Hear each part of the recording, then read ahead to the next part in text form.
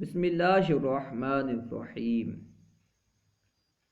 وہ کون سی صورت ہے کہ تمیز کو عامل پر مقدم کیا جا سکتا ہے، یعنی تمیز کو عامل سے پہلے لا سکتے ہیں؟ اس کی کیا صورت ہے؟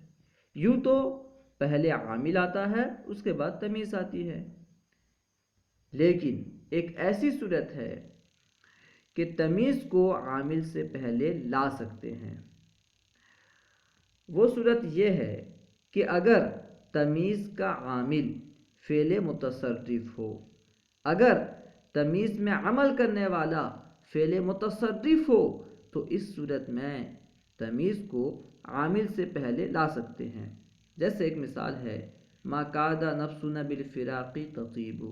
اس مثال میں نفسنا تمیز ہے جو کہ عامل یعنی تطیب سے پہلے مذکور ہے، اس سے پہلے آ گیا ہے، لیکن یہ بہت کم استعمال ہوتا ہے، انتہائی قلیل ہے، اس پر غیر کو قیاس نہیں کیا جا سکتا۔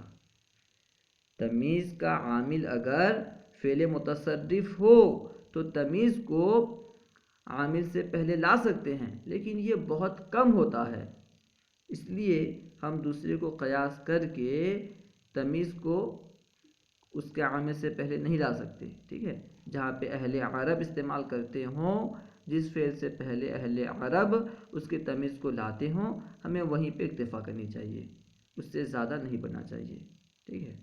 جب تمیز کا عامل فعل متصرف ہو تو تمیز کو اس کے عامل سے پہلے لا سکتے ہیں، کیونکہ یہ بہت کم استعمال ہوتا ہے، اس لیے ہمیں قیاس نہیں کرنا چاہیے۔ اللہ ورسولہ اعلم۔ السلام علیکم ورحمۃ اللہ وبرکاتہ۔